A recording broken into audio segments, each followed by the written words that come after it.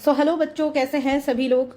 तो आज हम लोग पढ़ेंगे, बहुत ही इंपॉर्टेंट एक चैप्टर है जिसका नाम है cell cycle and the cell division. ये चैप्टर हम लोग पढ़ेंगे थ्रू द एनसीईआरटी। ये रहेगा इसका पहला पार्ट। जैसे कि यहाँ पे आप देख पा रहे हो कि cell cycle, M phase, significance of mitosis, meiosis, significance of meiosis, ये साढ़े 7 पॉइंट्स हैं of cell cycle and cell division के। तो आज हम लोग का टारगेट रहेगा कि सेल साइकिल जो 10.1 में दिया गया है, इस कंसेप्ट को अच्छे से समझे through the NCERT. So let's start. यहाँ पे क्या बोला गया है, यहाँ पे हाईलाइटेड कुछ पॉइंट है। यहाँ पे एनसीईआरटी यही लिखती है कि जितना भी all organisms, even the largest, जितना भी बड़े ऑर्गेनिज्म हो जाए क्यों ना, they start their life from a single cell. ये सही बात है क्या कि जितने भी बिग एनिमल हो, कुछ भी हो, बिग प्लांट हो, कोई भी ऑर्गेनिज्म हो, वो क्या अपना लाइफ सिंगल सेल से ही स्टार्ट करता है। You may wonder how a single cell then goes on to form such large organism. आपको लग सकता है कि कैसे एक सिंगल सेल से लार्ज ऑर्गेनिज्म बनता है। सो द मेन पॉइंट यहाँ पे जो कि एनसीईआरटी बोल रही है कि ग्रोथ एंड द रिप्रोडक्शन, ये दो मेन इंपॉर्टेंट की पॉइंट है, are the characteristics of the cells indeed of all living organism. So living organism के पास क्या रहता है, ग्रोथ होता है उसका, और क्या रहता है, दैट इज रिप्रोडक्शन होता है। ग्रोथ और रिप्रोडक्शन होगा लिविंग ऑर्गेनिजम्स के पास, तभी जाके एक ऑर्गेनिज्म, एक लार्ज ऑर्गेनिज्म बन सकता है। और छोटा भी ऑर्गेनिज्म हो तो उसके पास growth and reproduction living organism के पास रहेगा ही। All cells reproduce by the dividing into two. क्या बोला जा रहा है कि सपोज ये एक सेल है, जितना भी सेल्स है ये डिवाइड करता है, अपने ही आप डिवाइड करता है, दो डॉटर सेल बनाता है।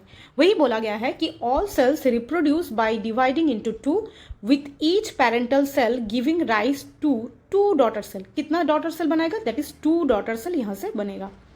ईच टाइम दे डिवाइड, जितना बार वो डिवाइड करेगा, जितना बार एक पेरेंटल सेल डिवाइड करेगा, ये हो गया उसका पेरेंटल सेल और ये हो गया वो डॉटर सेल, जितना भी बार वो डिवाइड करेगा उतना टाइम में ही वो कितना डॉटर सेल बनाएगा, दैट इज 2 डॉटर सेल बनाएगा। ठीक है, अब क्या बोला गया है कि these newly formed daughter cells can themselves grow and divide. क्या बोला जा रहा है, सपोज ये एक पेरेंट सेल है, ये डिवाइड किया, ये डिवाइड करने से क्या बनाया, 2 डॉटर सेल बनाया। ये 2 डॉटर सेल जो कि बना, वो भी क्या करेगा, वो अपने ही आप ग्रो भी करेगा एंड डिवाइड करेगा। ठीक है, giving rise to a new cell population, और जिसके थ्रू क्या बनेगा, न्यू सेल पॉपुलेशन। सपोज एक सेल था, वो डिवाइड किया, 2 सेल बनाया, अब ये वाला सेल भी डिवाइड करके और 2 बनाया, ये वाला सेल भी डिवाइड करके 2 बनाया, फिर ये भी डिवाइड करेगा, ये भी डिवाइड करेगा, ये भी डिवाइड करेगा और ये भी डिवाइड करेगा। ऐसे ही क्या बनेगा न्यू सेल पॉपुलेशन। ठीक है, that is formed by the growth. कैसे बनेगा, that is by the growth ये बनेगा। And division of single parental cell and its progeny.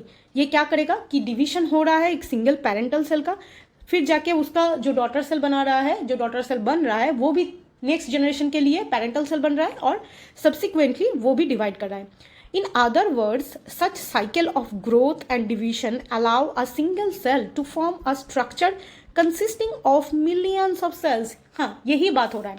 और एक बार हम लोग एक डायग्राम यहाँ पे ड्रॉ करते हैं और उसके थ्रू इसको समझने की कोशिश करते हैं। जैसे कि सपोज ये एक पेरेंटल सेल है, पीसी पेरेंटल सेल है। ये क्या करेगा, पहले तो ये ग्रो करेगा, इसका साइज बड़ा हो गया। अब ग्रोथ होने के बाद, ये अभी भी पेरेंटल सेल है, ग्रोथ होने के बाद ये क्या करेगा, ये करेगा अपना डिवीजन, और फिर से जाके ये क्या बनाया, 2 डॉटर सेल बनाया, डीसी। फिर ये इंडिविजुअल डॉटर सेल अपनी ही आप क्या हो गया, नेक्स्ट जनरेशन के लिए पेरेंटल सेल हो गया। फिर ये भी जाके क्या बनाएगा, और 2 डॉटर सेल बनाएगा, ये भी जाके क्या बनाएगा, और 2 डॉटर सेल बनाएगा। तो ऐसे ही करते करते क्या बनेगा, मिलियंस ऑफ सेल्स बन जाएगा। और यहाँ पे भी लिखा था कि न्यू सेल पॉपुलेशन बनेगा। ठीक है, तो ये सारी चीज होती है एक सेल में। सेल साइकिल क्या है, बेसिकली 2 पॉइंट से ये रेगुलेटेड है। One is the cell growth and another one is the cell division. ठीक है, जैसे कि यहाँ पे बोला गया था reproduction, growth and the reproduction. I hope ये जो पैरा था आपको समझ में आया होगा। नेक्स्ट हम लोग अभी मूव करेंगे टुवर्ड्स द सेल साइकिल।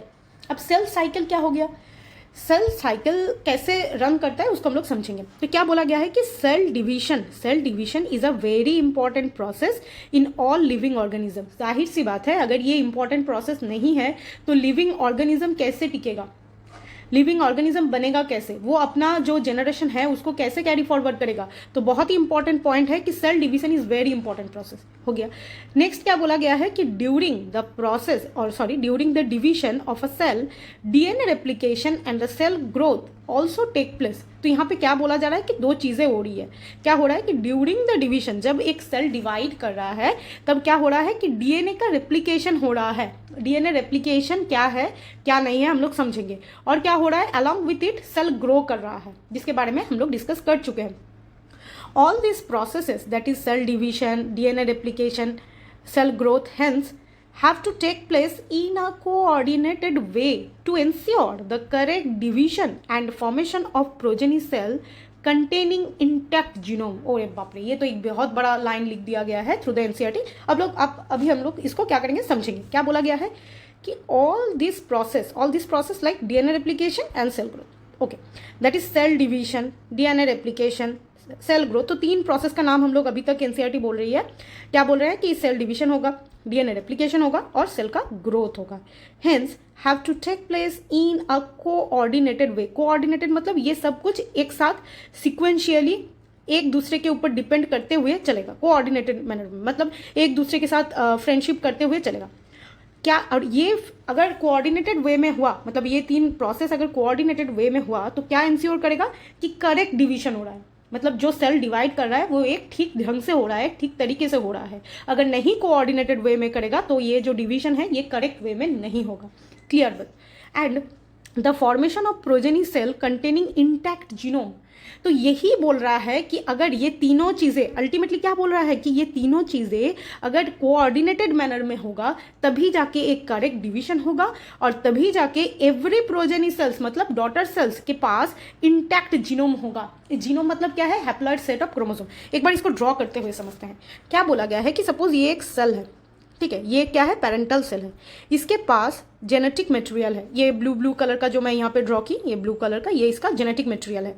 अब पेरेंट सेल के पास जितना भी जेनेटिक मटेरियल है तो ये इसको किसको देना पड़ेगा इसको, इसका जो डॉटर होगा उसको। तो पहले ये पेरेंटल सेल क्या करेगा, ग्रोथ शो करेगा, ये बड़ा होगा और इस ग्रोथ के दौरान इसको क्या करना पड़ेगा, अपना जो जेनेटिक मटेरियल है इसको रेप्लिकेट करना पड़ेगा। यहाँ पे जेनेटिक मटेरियल क्या हो गया, रेप्लिकेट हो गया। ये जो बात यहाँ पे बोला गया था ना रेप्लिकेशन, तो रेप्लिकेशन मतलब जेरोक्स करवाना पड़ेगा। कैसा जेरोक्स कि सपोज ये पेरेंट सेल के पास सिंगल सेट ऑफ जीनोम था, ठीक है, सिंगल सेट ऑफ जीनोम था, तो ये पेरेंट सेल को ये क्या करना पड़ेगा, कैरी फॉरवर्ड करना पड़ेगा अपना डॉटर के पास। तो इसके पास तो सिंगल सेट है तो ये नहीं दे पाएगा। तो पहले इसको क्या करना पड़ेगा, जो जीनोम इसके पास था उस जीनोम को रेप्लिकेट करना पड़ेगा। डीएनए रेप्लिकेशन होगा, जीनोम का रेप्लिकेशन होगा, ठीक है, मतलब उसका जेरोक्स होगा। अब इसके पास 2 सेट्स ऑफ जेनेटिक मटेरियल है, ठीक है। अब ये क्या कर पाएगा, जब इसका डिवीजन होगा, जो उस डिवीजन के थ्रू जो 2 डॉटर सेल बनेगा, अब ईच एंड एवरी सेल के पास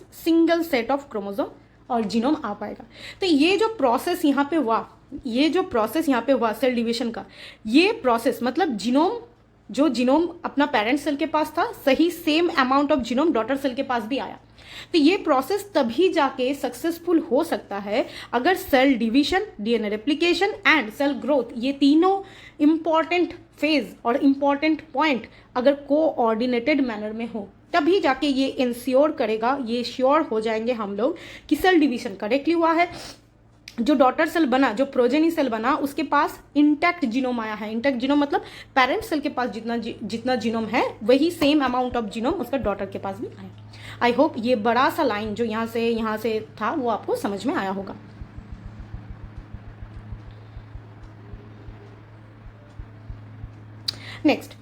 नेक्स्ट क्या बोला गया है, यही बोला गया है, the sequence of events by which a cell duplicates its genome, synthesis the other constituent of the cell and eventually divides into 2 daughter cell is known as cell cycle. तो यहाँ पे आपको क्या बताया जा रहा है, सेल साइकिल का डेफिनेशन। चलिए और 1-2 बार पढ़ते हैं इसको। द सीक्वेंस ऑफ इवेंट, कौन सा इवेंट, सीक्वेंस ऑफ इवेंट मतलब एक के बाद एक। ये जो sequence of events which a cell duplicates is genome, जिस सीक्वेंस के थ्रू, जो इवेंट्स के थ्रू एक सेल अपना जो जीनोम था, जो डीएनए था, उसको डुप्लीकेट कर पाए। Synthesis of other things, other constituent of a cell, इसका मतलब क्या है कि एक सेल को, उसको डिवीजन को मेंटेन करने के लिए बहुत सारी चीज़ों की ज़रूरत होती है। सारी चीज़ें बने तब जाके जो डॉटर सेल बनेगा, जो 2 डॉटर सेल बनेगा, उसमें इवेंचुअली और इवनली क्या होगा, जीनोम का डिस्ट्रीब्यूशन होगा, ऑर्गेनेलीज का डिस्ट्रीब्यूशन होगा। और यही जो सीक्वेंस ऑफ इवेंट्स चलता है, इसी को हम लोग क्या बोलेंगे, that is cell cycle. Although the cell growth in terms of cytoplasmic increase, it continuous process, DNA synthesis occurs only during the specific stage of the cell cycle। क्या बोला जा रहा है, इसको अच्छे से समझते हैं। बोला जा रहा है कि although cell growth is a continuous process, very अच्छा। क्या बोला जा रहा है, सपोज ये एक सेल है, वी नो दैट कि सेल के अंदर न्यूक्लियस होते हैं, ठीक है। अब सेल कर रहा है ग्रोथ, सेल ग्रो कर रहा है, मतलब सेल के अंदर का जो साइटोप्लाज्मिक कंटेंट है वो भी क्या हो रहा है, बढ़ रहा है। साइटोप्लाज्मिक कंटेंट क्या हो रहा है, इंक्रीज हो रहा है। लेकिन पिक्चर से क्या दिख के लग रहा है कि जो न्यूक्लियस था वो उतना अच्छे से ग्रो नहीं कर पाया, ऑलमोस्ट सेमी साइज का है। तो ये जो न्यूक्लियस एंड साइटोप्लाज्म का जो रेशियो है वो क्या हो रहा है, वो एक अनइक्वल डिस्ट्रीब्यूशन शो कर रहा है। तो सेल के पास ऐसा कंडीशन हो ही नहीं सकता है जहाँ पे न्यूक्लियस एंड साइटोप्लाज्म एक सेम जो उसका जो अमाउंट होना चाहिए वो नहीं है, उल्टा सीधा हो गया, ऊपर नीचे हो गया। तो इसको हम लोग क्या बोलेंगे, न्यूक्लियो साइटोप्लाज्मिक रेशियो क्या होता है, वो डिसबैलेंस्ड हो जाता है। इसी को यहाँ पे क्या बोला गया है कि साइटोप्लाज्मिक इंक्रीज, सेल ग्रो कर रहा है मतलब साइटोप्लाज्म इंक्रीज कर रहा है, लेकिन न्यूक्लियस का साइज और कुछ इंक्रीज नहीं हो रहा है। तो इसको क्या करना पड़ेगा, इसको रिटेन करना पड़ेगा। तो इसी के दौरान सेल क्या करता है, डिवाइड करता है। तो ये एक प्रोबेबल क्या हो गया है, ये एक प्रोबेबल कॉज हो गया ऑफ द सेल साइकिल कि क्यों सेल डिवाइड कर रहा है in terms of cytoplasmic increase. समझ में आया। और क्या बोला गया है, it is a continuous process. ये जो सेल का जो ग्रोथ है ये एक कंटिन्यूअस प्रोसेस है, ये throughout the cell cycle ही आपको दिखेगा। लेकिन एक चीज होती है दैट इज डीएनए रेप्लिकेशन और डीएनए सिंथेसिस। सिंथेसिस मतलब और एक कॉपी बनना, सिंथेसिस हो रहा है, प्रोडक्शन हो रहा है डीएनए का, occurs only during the one specific stage of the cell cycle. ये सारे स्टेजेस में नहीं होगा। क्या है सेल साइकिल का स्टेजेस हम लोग समझेंगे, लेकिन उसके पहले ये समझ लो कि जो सेल ग्रोथ वाला प्रोसेस है, दैट इज ये वाला प्रोसेस, ये कंटिन्यूअसली चलेगा, ये कंटिन्यूअसली चलेगा। और सेल ग्रोथ में भी किसका ग्रोथ, किसका अमाउंट इंक्रीज होता है, दैट इज साइटोप्लाज्मिक इंक्रीज होता है, न्यूक्लियस का नहीं। लेकिन ये जो डीएनए सिंथेसिस और डीएनए रेप्लिकेशन वाला प्रोसेस, ये क्या होगा ये सिर्फ एक सिंगल स्टेज में ही पॉसिबल है, बाकी सारे स्टेजेस में नहीं होता है। द रेप्लिकेटेड क्रोमोसोम्स और DNA are then distributed to the daughter nucleus by the complex of series event during the cell division. बहुत अच्छा, हम लोग ऑलरेडी इसके बारे में डिस्कस किए हैं कि सेल के पास एक सेट ऑफ क्रोमोसोम था, सेल ग्रो किया, सेल के अंदर का जेनेटिक मटेरियल का डुप्लीकेशन हो गया, डुप्लीकेशन होने के बाद जब सेल डिवाइड किया, जो 2 डॉटर सेल बनाया, अब उसके पास exactly same amount of DNA, जैसे पैरेंटल सेल के पास जितना डीएनए था, डॉटर सेल के पास भी उतना डीएनए आया, मतलब इक्वल डिस्ट्रीब्यूशन हुआ। ठीक है, इतना तो तक समझ में आया। नेक्स्ट क्या बोला गया है, नेक्स्ट यही बोला जा रहा है कि this events are themselves undergo genetic control. ये तो एक बहुत बड़ा पॉइंट हो गया, जो कि जितना अभी तक हम लोग को जानना चाहिए उतना ही हम लोग जानेंगे कि ये जो सेल डिवाइड कर रहा है, सेल का ग्रोथ हो रहा है, क्या हो रहा है, सेल का हो रहा है ग्रोथ, सेल का हो गया डीएनए रेप्लिकेशन, जितना भी प्रोसेस चल रहा है ये अंडर जेनेटिक कंट्रोल चलता है। तो यहाँ से भी क्वेश्चन बन सकता है कि किसके कंट्रोल से यह होता है कि this events themselves under the genetic control, ये जेनेटिक कंट्रोल के थ्रू होता है। तो आई होप आपको ये फर्स्ट वाला पेज समझ में आया होगा। हम लोग अभी नेक्स्ट पेज की तरफ जाते हैं। नेक्स्ट अब यहाँ पे क्या बोला गया है, फेजेस ऑफ सेल साइकिल समझेंगे, बहुत अच्छे से इसको हम लोग समझेंगे। क्या बोला जा रहा है कि सेल साइकिल और सेल डिवीजन, अभी तक तो ये कॉमन चीज़ आपको समझ में आया होगा कि सेल का डिवीजन हो रहा है, मतलब एक सेल ग्रो कर रहा है, फिर क्या हो रहा है, डिवाइड करके 2 डॉटर सेल बना रहा है, यही मुद्दा है। मेन चीज़ तो यही है, मोटा मोटा यही हम लोग समझेंगे। लेकिन इसके अंदर भी बहुत कुछ चीज़ें हैं जो कि हम लोग को समझना पड़ेगा। अब ये जो सेल यहाँ से ग्रो होते हुए 2 डॉटर सेल बना दिया, इसके अंदर बहुत सारे फेजेस रन होते हैं। कौन कौन सा फेजेस, उसके बारे में हम लोग डिस्कस करेंगे। जैसे कि पहले हम लोग चेक कर लेते हैं इस वाले डायग्राम को। क्या लिखा गया है कि ये diagrammatic view of cell cycle indicating formation of 2 cells from 1 cell. ये यही बोल रहा है कि ये जो हम लोग अभी तक पढ़ रहे थे, एक सेल पैरेंटल सेल डिवाइड होकर 2 डॉटर सेल बनाया, अब ये जो बना, ये कैसे बना, ये कैसे बना, ये बना। अब यहाँ पे अच्छे से देखो, यहाँ पे 2 फेजेस हैं। एक को यहाँ पे आइडेंटिफाई किया गया है थ्रू द एम फेज, ठीक है। एम फेज भी कितना दूर तक आएगा, that is here and to here, मतलब ये जो ब्लैक कलर का पोर्शन है ये एम फेज का है। फिर ये जो ब्लू कलर का पोर्शन है, ये जो ब्लू कलर का पोर्शन है इसका नाम कुछ अलग है। इसको हम लोग क्या बोलेंगे, इसको हम लोग बोलेंगे इंटरफेज, ठीक है, इसी को हम लोग बोलेंगे इंटरफेज। ये इंटायर ब्लू कलर का पोर्शन को हम लोग बोलेंगे इंटरफेज। अब क्या बोला जा रहा है, देखो कि सेल साइकिल का मेनली 2 फेजेस होते हैं। यहाँ पे थोड़ा मैं जंप करती हूँ, एक होता है इंटरफेज और एक होता है एम फेज, ठीक है, जिसको हम लोग इंटरफेज और एम फेज से डिनोट किए। अब क्या बोला जा रहा है, हम लोग रीड करते हैं। A typical eukaryotic cell like us cycle is illustrated by the human cell in culture, मतलब ह्यूमन सेल को लेके कल्चर किया गया था और समझा गया था कि कितना टाइम लगता है। तो यही देखा गया था कि this cells divide once in approximately every 24 hours, मतलब ह्यूमन सेल को और यूकैरियोटिक ह्यूमन सेल को क्या कितना टाइम लगता है, that is 24 hours needed to divide, मतलब एक पेरेंटल सेल 2 डॉटर सेल बनाएगा, उसके लिए 24 आवर्स लगेगा, ठीक है। However this duration of the cell cycle can vary from organism to organism, ये सारे सेल के लिए सेम होगा ये ज़रूरी नहीं है। यूकैरियोटिक ह्यूमन सेल के लिए 24 आवर्स था, लेकिन यूकैरियोटिक अदर सेल के लिए कुछ अदर भी हो सकता है। And also from the cell type to cell type, organisms के ऊपर डिपेंड करके वैरी कर सकता है, सेल टाइप के ऊपर डिपेंड करके भी वैरी कर सकता है। ईस्ट फॉर एग्जाम्पल ईस्ट को हम लोग देख के चलते हैं, कितना टाइम लगता है, that is approximately 90 minutes. So east को कितना टाइम लगेगा, सिर्फ 90 मिनट्स में ही 2 ईस्ट बना सकता है। तो क्या हो गया कि ह्यूमन सेल को लगता है 24 आवर्स और ईस्ट को लगा 90 आवर्स, डिफर किया। अब क्या बोला जा रहा है कि cell cycle is divided into 2 basic phases. क्या क्या बेसिक फेजेस है, एक तो हो गया हमारा इंटरफेस जो कि सबसे बड़ा है, ये जो अगर ये सर्कल आपको दिख रहा है तो इंटरफेस सबसे ज़्यादा जगह लेके बैठा हुआ है, whereas the M phase ये छोटा सा जगह लेके बैठा हुआ है, ठीक है। अब क्या बोला जा रहा है कि पहले हम लोग एम फेज को नहीं, पहले हम लोग कोशिश करेंगे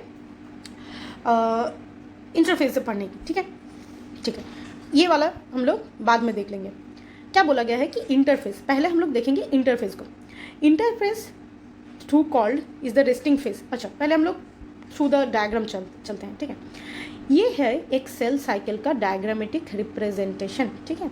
यहाँ पे ये जो इंटरफेज है उसका भी 3 सब पार्ट है, क्या क्या है, एक है G1, एक है S, एक है G2। अब इंटरफेज के बाद ये आ जाता है एम फेज में। ये एम फेज को हम लोग और एक नाम से बोलते हैं माइटोटिक फेज और डिविशनल फेज। इंटरफेज का हम लोग और एक नाम से बोलते हैं क्या, प्रिपरेटरी फेज। दैट मीन्स एक अच्छा सा एग्जाम्पल लेते हैं, जैसे कि जब हम लोग एग्जाम्स के कोई भी पर्टिकुलर एक एग्जाम्स के लिए प्रिपरेशंस लेते हैं तो प्रिपरेशंस टाइम क्या होता है, ज़्यादा लंबा होता है। हम लोग बहुत दिन टाइम लेते हैं कोई भी एक एग्ज़ाम के लिए, लेकिन जब भी एग्ज़ाम वाले टाइम आता है तो मैक्सिमम 3-3.5 घंटे में एग्ज़ाम कंप्लीट हो जाता है।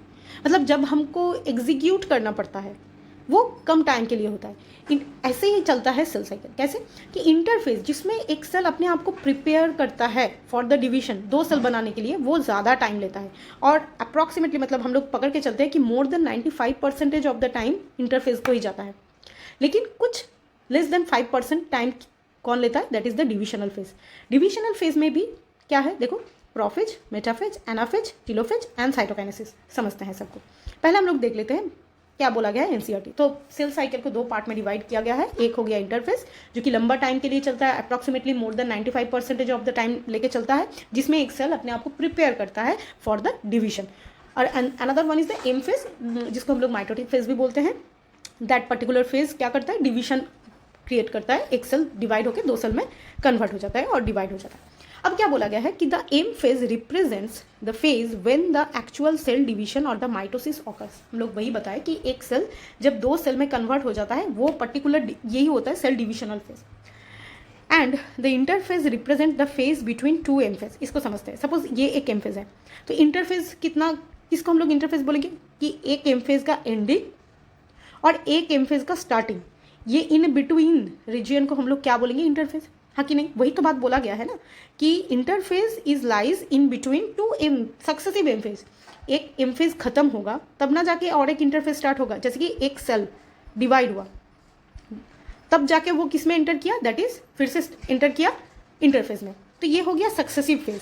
It is significant to note that in 24 hours average duration of a cell cycle of a human cell, the cell division proper lasts for only about an hour.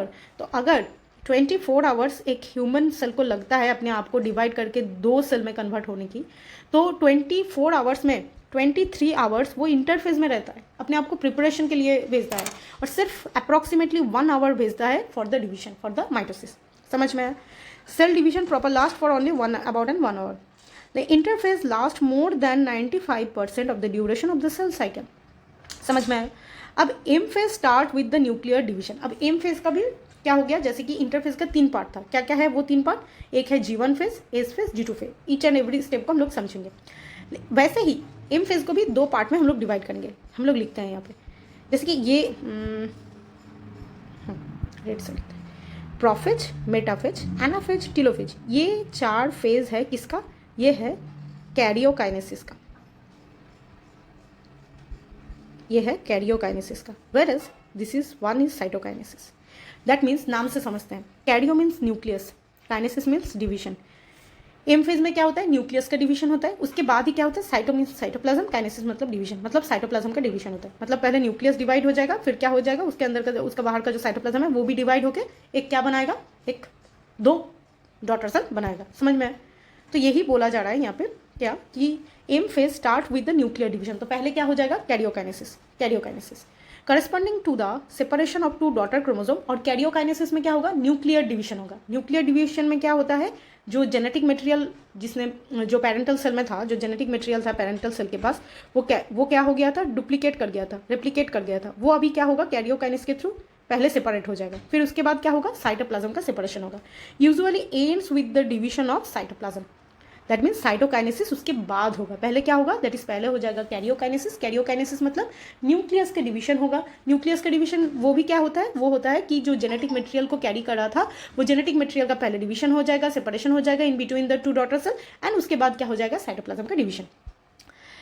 The interphase through called the resting phase. अच्छा, interphase को क्या बोला जाता है, resting phase. इसका मतलब ये नहीं है कि इंटरफेज में हम लोग रेस्ट कर रहे हैं, नहीं।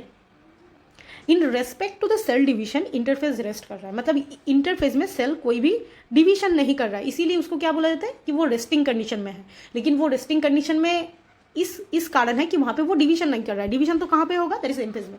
तो इसीलिए क्या बोला जाता है, यही इसीलिए बोला जाता है कि interphase is also known as the resting phase, is the time during which the cell preparing for the division by undergoing both the cell growth and the cell division। तो क्या करता है इंटरफेज में, इंटरफेज में एक cell अपने आप को ग्रो करवाता है, वो क्या होता है, वो डेवलप करता है। क्या होता है, साइटोप्लाज्मिक कंटेंट बढ़ता है, जितने भी ऑर्गेनेलिस था उसको डुप्लीकेट करवाता है। फिर एस फेज में क्या करता है, डीएनए को रेप्लिकेट करता है, और फिर बहुत सारा प्रोटीन्स ज़रूरी होता है, आरएनए ज़रूरी होता है, सारी चीज़ें कहाँ पे बनेगा, दैट इज़ द इंटरफेज में। एम फेज में फिर जाएगा, अपने जो जेनेटिक मटेरियल है उसको क्या करेगा, सेपरेट करेगा, और साइटोकाइनेसिस करके 2 डॉटर सेल बना देगा। समझ में आया? नेक्स्ट क्या बोला गया है कि ये सब होगा in ordered manner. The interphase is divided into 3 further phase. क्या क्या है, एक हो गया आपका G1, एक हो गया S, और एक हो गया G2। तो G1, G represents gap, S represents synthesis, G represent gap. मतलब gap 1, then synthesis of what, synthesis of DNA का यहाँ पे सिंथेसिस होगा। गैप 1 और गैप 2 के बीचों बीच कौन बैठा हुआ है, that is the S phase. अब G1 phase corresponds to the interval between the mitosis and the initiation of DNA replication. हम लोग फिर से साइकिल के थ्रू चलते हैं कि G1 एक्चुअली है कहाँ पे। गौर से देखो G1 कहाँ पे है, दैट इज ये है एक एम फेज खत्म, साइटोकाइनेसिस खत्म, उसके बाद ही क्या हो गया, G1 फेज स्टार्ट हो गया। और क्या है, सिंथेसिस फेज, डीएनए रेप्लिकेशन। तो G1 lies in between the ending of M phase और in between the M phase and the synthesis of DNA phase, है कि नहीं। ये दोनों के बीचों बीच G1 बैठा हुआ है। और क्या बताया गया है, हाँ, during the G1 phase the cells metabolically active and continuously grow but does not replicate the DNA. हाँ भाई, डीएनए रेप्लिकेशन तो एस में होगा, लेकिन हाँ बात तो सही है, डीएनए रेप्लिकेशन मतलब डीएनए का जो एक कॉपी था 2 कॉपी बनेगा, वो तो एस फेज में बनेगा।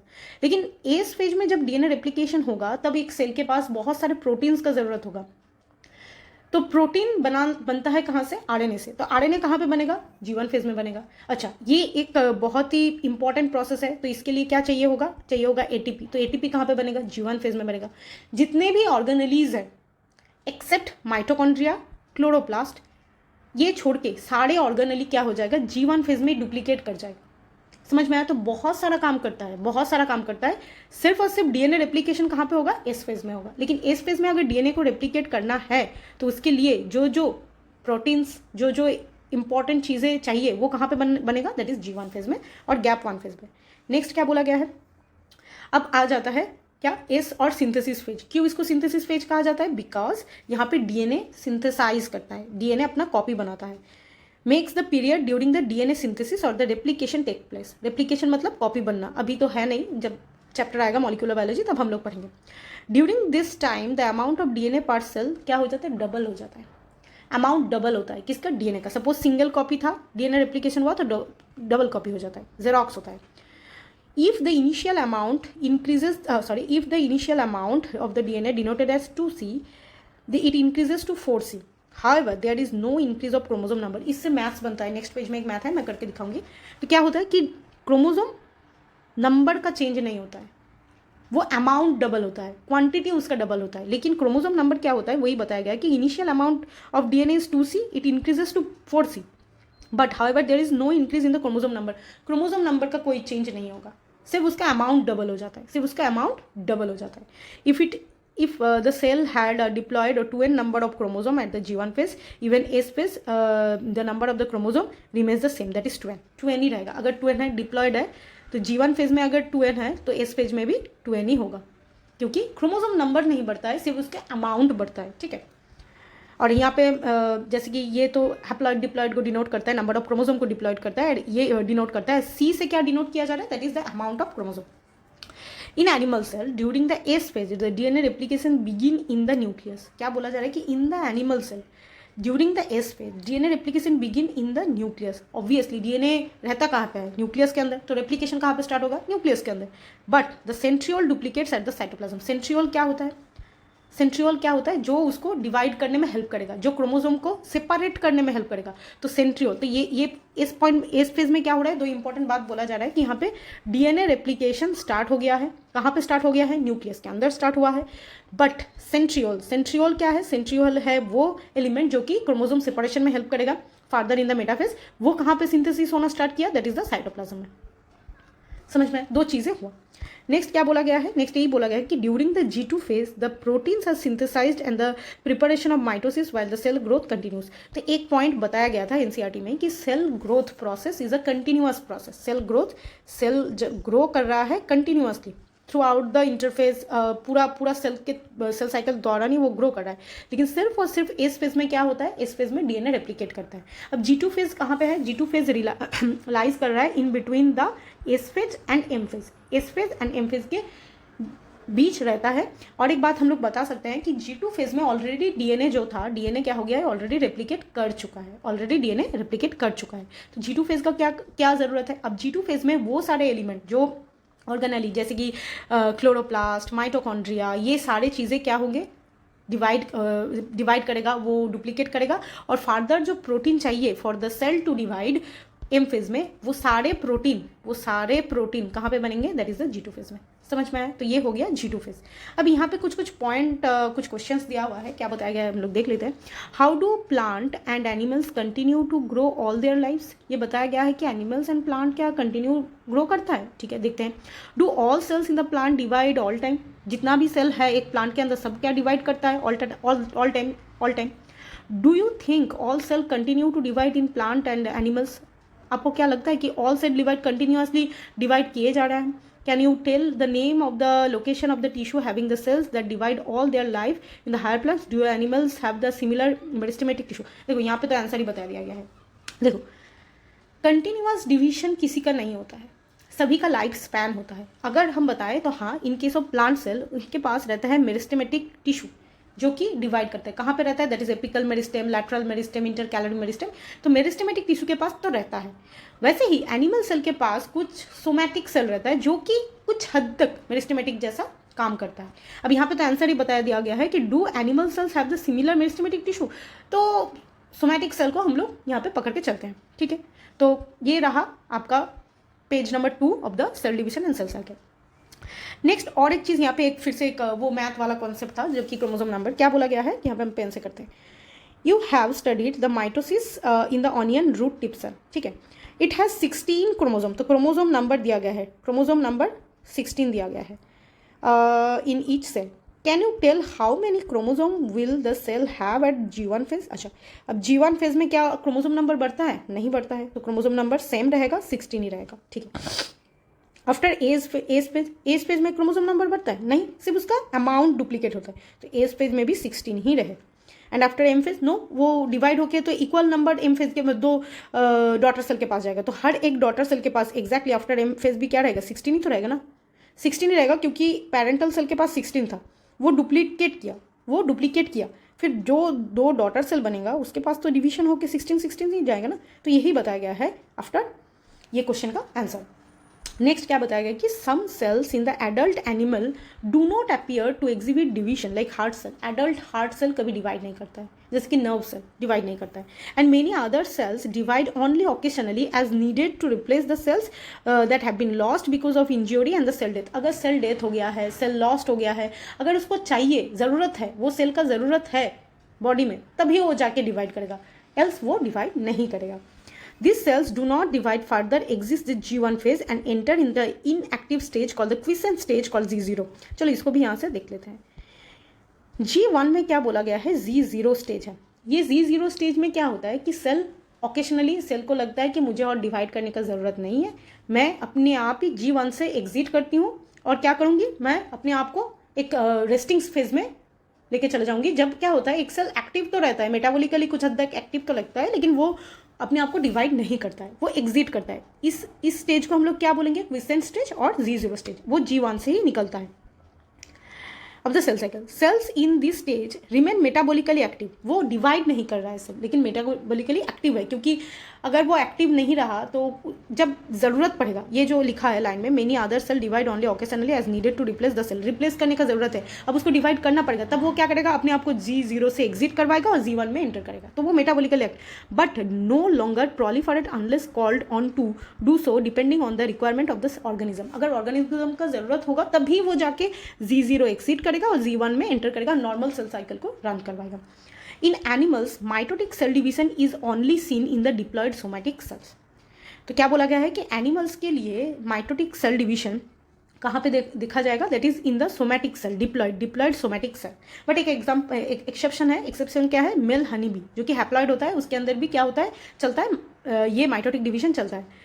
लेकिन अगर हम लोग प्लांट सेल को देखें तो plant cell shows mitotic division in both haploid and the diploid cell, both case में शो करेगा। यहाँ पे आप लोगों के लिए क्वेश्चन है, from your recollection of the examples alternation of generation in plants, जो कि चैप्टर 3 में मेंशन किया है, identify the plant species and the stage at which the mitosis is seen in the haploid cell. यहाँ पे question पूछा गया है कि जिसका आंसर आप लोगों को ही करना पड़ेगा। सो आई होप जो मैंने डिस्कस की अबाउट द सेल साइकिल, ये आपको समझ में आया होगा। I hope this video lecture is helpful to you. Thank you so much. अगर वीडियो पसंद आए तो please do subscribe to my channel and like the video. Thank you so much.